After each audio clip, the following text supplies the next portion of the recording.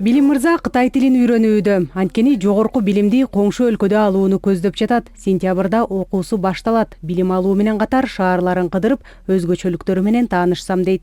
Азыр мен барган жылы биринчи жыл тил курсу болот. Бир жыл китайский языкты окуйбуз.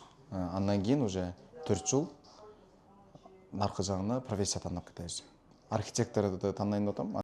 Билим мырза сыяктуу Кытай тилин өздөштүрүүнү каалагандардын саны арбын. Тил үйрөтүүчү курстарга кайрылгандардын катары калыңдоодо. Аябай көп студенттер күнүнөн күнгө келип, потому что отельный уже Кыргызстанда түшүнүп калган. Балдарга инвестиция кылыш керек, аларды окутуш керек, тил билип калса жакшы жашоодо жашап калат.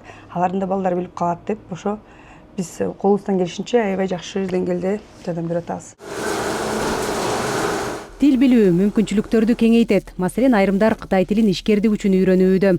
Уштапта Кытайдын соода аянтчаларынан кийим-кече, техника, тиричилик буюмдарын буйрутма берген кыргызстандыктар арбын. Алардын буйрутмалары жеке компаниялар жана почта аркылуу да келет. Маселен, Кыргыз почтасы Кытайда бондалык кампасын ачкан. Андагы почта жөнөтмөлөрүнүн саны улам артууда.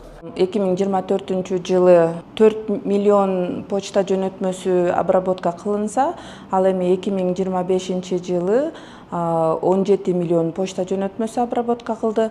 Азыркы күндө 6 айдын жыйынтыгы менен бизде азыр 10 миллион почта жөнөтмөсү иштелип чыкты. 10 граммдан 31 килограммга чейин чектөөсүз келе берет.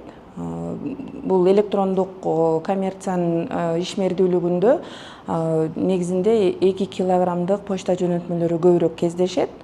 Электрондук соода жарандарга, ишкерлерге чоң мүмкүнчүлүктөрдү ачууда. Хуан Кифань мырза электрондук коммерцияга дем бере турган санарип платформа иштеп чыгууда. Долбоор жарандарды, ишкерлерди, технологияларды жана эл аралык рыноктарды бириктирген аянтча болот. Биздин негизги максатыбыз ар бир катышуучу өзүнө ылайыктуу мүмкүнчүлүк таба ала турган мейкиндикти түзүү. Сатуучуга жаңы рынокко жана кардарларга жол ачса, блогер жаңы аудиторияга ээ болуп, кошумча киреше табуу мүмкүнчүлүгүн алат. Ал эми керектөөчүгө сапаттуу товарларды тандоо жеткиликтүү болот. Бул Кытай менен Кыргызстандын жана Борбор Азиянын ортосундагы сооданын жаңы форматына ташталган кадам десек болот. Анткени биз Борбор Азиянын рыногу тынымсыз өнүгүп өзгөрүп жатканын түшүнүүдөбүз. Ошондуктан жаңы шарттарга ыңгайлаша алган жана жарандар үчүн жаңы мүмкүнчүлүктөрдү ачкан заманбап платформаларды түзүү өзгөчө маанилүү деп эсептейбиз. Өлкөдө онлайн соодага ыктагандар жылдан жылга көбөйүүдө. Айрымдар күнүмдүк турмушка керектүү буюм-тайымдарды, кийим-кечелерди Кытайдан буйрутма берип алсам, кээ бирөөлөр үчүн бул көндүм Кереше булагына айланган.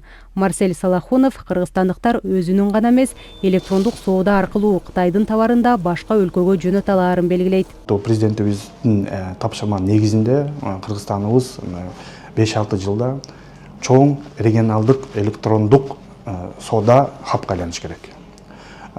Bunun негизинде азыркы учурда Кыргызстанда көптөгөн инфратүзүмдөр түзүлүп атат, кампалар түзүлүп атат, жанагы СВХ бондовый зоналар курулуп атат. Көптөгөн шарттарды түзүлүп атат. Бул шарттардын негизинде биздин ишкерлерибиз Кытайдан товарын алып, башка өлкөлөргө сатып алат. Бул товарды. Ал арада 20-августтан тартып Кыргызстандын жарандары Кытайга 10 күнгө чейин, Хайнань аралына 30 күнгө чейин визасыз кире алаары жарыяланды. Бул визалык чыгымдарды кыскартып, документ чогултуу, консулдук кызматка баруу түйшүгүнөн арылтат. Мындай чара соода жана туризм чөйрөсүндөгү кызматташтыкты өнүктүрүүгө шарт түзөөрүнө ишенерин президенттин администрациясынын тышкы саясат бөлүмүнүн башчысы Сагынбек Абдумуталип билдирди. Жазгүл Сейдахматова, Бекзат Машрапов, ЛТР, Бишкек.